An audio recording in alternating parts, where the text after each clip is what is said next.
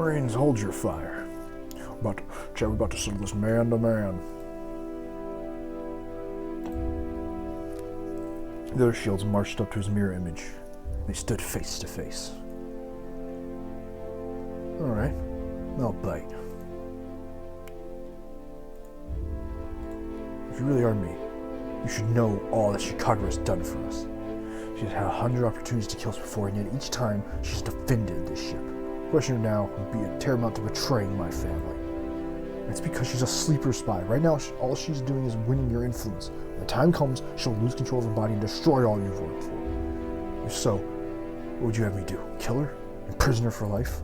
Protect her, you moron! From being controlled by the prototypes. This is for Chicago's sake as well, and the lives of everyone on board the ship, and billions who will still be saved if this war ends now. You don't know what my future's like. If you think you're protecting Chicago now, you're gonna be in for one hell of a shock. You've got to do this for her. All lies! Chicago will save us. She's all that matters. I won't betray her. She is everything. The other shields grab Shields by the scruff of his collar, staring deep within his past self's eyes. Shields only saw a massive empty void, as deep as the darkest trench. All I need is her.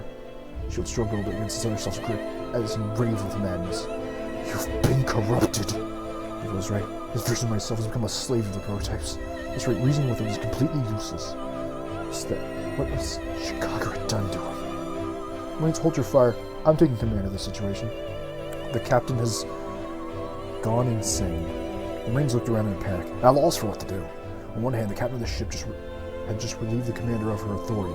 It was clear from his mad ravings that the captain was no longer fit to lead him. You moron! Shields clenched his teeth. Wake up! It was for that protest. Damn right it was.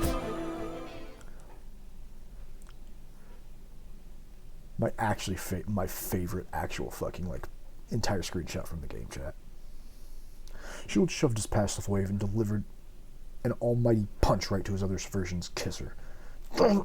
Shields fell flat on his back against the floor. Shield stood over him and bellowed. He bellowed the truth of what he knew, for he was not speaking to an adversary or a prototype puppet. He was speaking to himself. This isn't about Chicago. It was never about her. All this was to exercise the ghost which haunts you by the bedside every night. The ghost of the one person you regret failing the most. I know.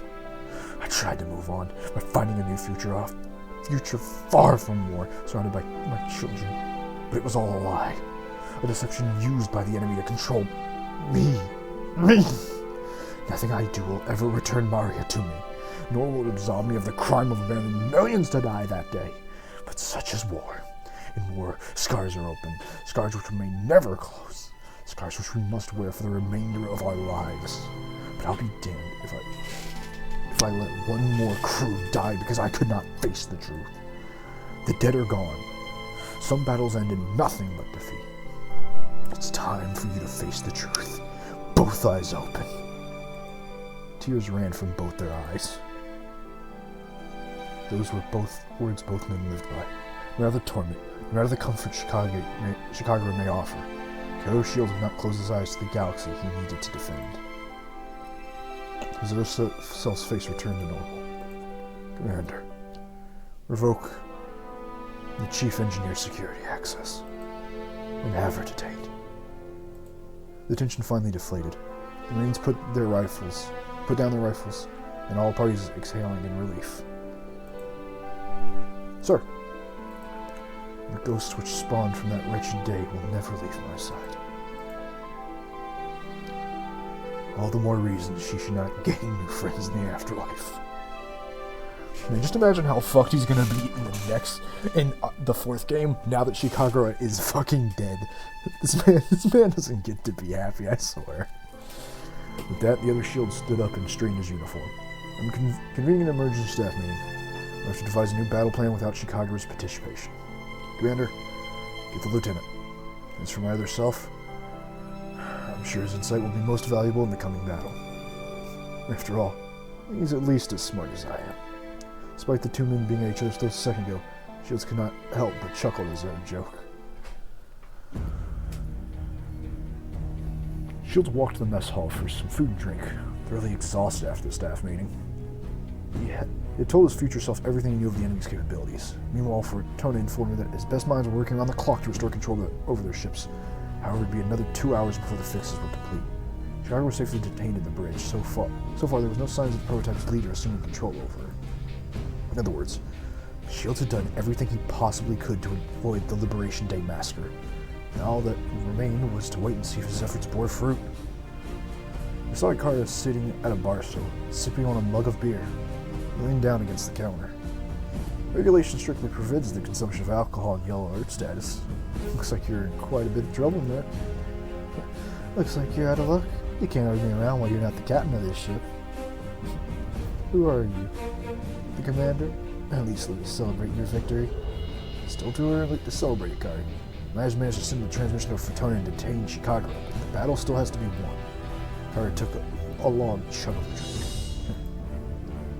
Relax, Cap. It's non-alcoholic. Ikari motioned the bartender to pour Shields a mug as well. Cheers. To changing the future. They can drink to that. The two of them clinked their glasses together and took a sip. You did pretty good, Shields. I admit, even I got a little jittery when you delivered that whopper right to your clone's face. With that wall of marines surrounding us, but it's a pretty gutsy move. Looks like it paid off too. I guess I can give you that much credit. I'm not saying I like you or anything, but you're not half bad. Just another day at the job. Say that again. So, what do you suppose will happen after this? Will this universe really be completely rewritten? I bet the full delta is too complex for the human brain to even comprehend at the end. In the end, though, we'll all continue to exist, completely oblivious to the fact I ever traveled back in time to rewrite the future. In the end, as long as the massacre never occurs, that outcome is within acceptable mission parameters.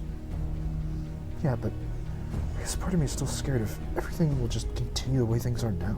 Or if something weird happens. Weird? Well, just using this as a hypothetical, but let's say I were to get really drunk and make out with you or something. Would that event still be in the next universe, or will it be as if it never happened? What the hell? What are you saying? I was just saying it as a hypothetical. I'm providing a what-if. Never mind. Forget I said anything. Should have known a schoolboy like you would lose his marbles at the passing mention of scoring with a girl. So I can't count on you for anything. Alright. Bartender, I need another one. What's even the point of drinking more non-alcoholics? And yet, 3 more jugs later. You know, Shields, I've been wanting to know for a while. You're on a boat full of eligible women, right? So just which one of us has the most brownie points on your list? I'm afraid that information's classified.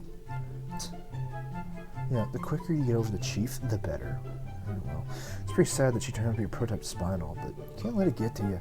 Sometimes stuff just doesn't work out. Your personalities clash.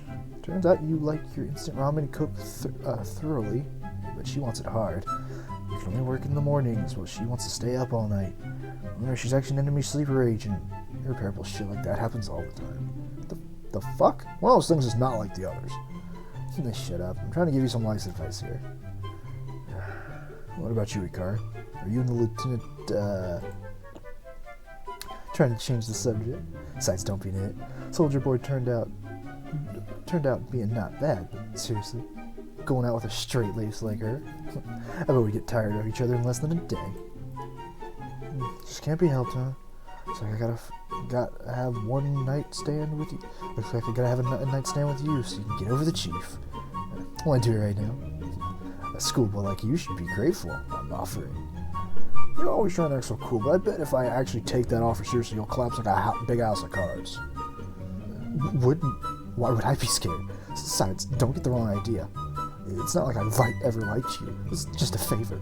Consider a little fixer-upper so you can get back to full combat status. We put a sock in Ikari's mouth? Unfortunately, no. All for the sake of the ship. Oh, guys, it's so easy to deal with. Pretty much any male element can be fixed by waking up with a naked girl in the morning. Only women work that way.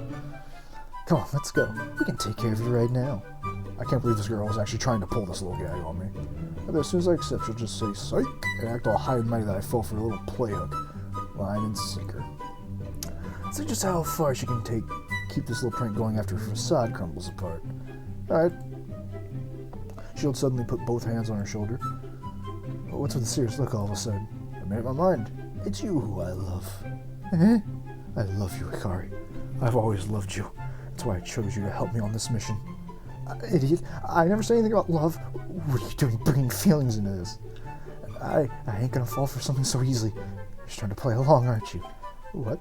You mean everything you said was just a joke? Of course, Shields. Shields' face twisted. Arya just impaled him with her katana. Hey, pull yourself together. I'm sorry, alright? Damn. I won't accept this, Hikari. You're just being Sunrider, aren't you? I know you actually have feelings for me.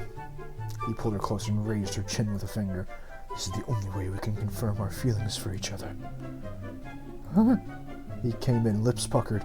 Hikari's eyes bulged and twitched as she trembled. Just a second before the ultimate, Shield stopped his approach. This is enough to teach her a lesson. Only she could see the look on her face right now. Except in that moment, Hikari leaned forward and pressed their lips together. What are you doing? God's push. But I thought you... Hikari still at Shield's tears slowly pulling up in her eyes. Don't tell me. Hikari's face slowly turned the same color as the side of packed warship as she realized Shields was actually just pranking her. She ended up falling for my prank? Right after she tried to get me with the same joke? Hikari shot off her stool. You idiot! I hate you! With that, she stormed away. Great. So in the end, she tries to act all cool and prank me, but as soon as I one-up her joke, two idiots being idiots, so God. She falls for it instantly and gets pissed it was all a joke. This woman truly is a mess of contradictions. Hey, Hikari, wait! Shield ran off after her. Don't follow me. Get lost. Hey, now's not the time for this Sunday. Would you stop? I am not acting sun. There is no sun, and there will be no dairy. You know, when a Sunrider screams, don't follow me, it pretty much demands that I follow. You! Hikari spun around to face Shields, her face contorting with humiliation and fury. What the hell are you trying to pull? Pretending to make out with me as some kind of sick joke? You can talk, you're the one who started it. One night stand, huh? Barely even handle a kiss. I guess after all that, you're the real schoolgirl here. You! I am not a schoolgirl. Kissing you is a big deal. I had so many kisses before, it's nothing special. I can kiss you right now without batting an eyelash. Oh yeah? Let's see it.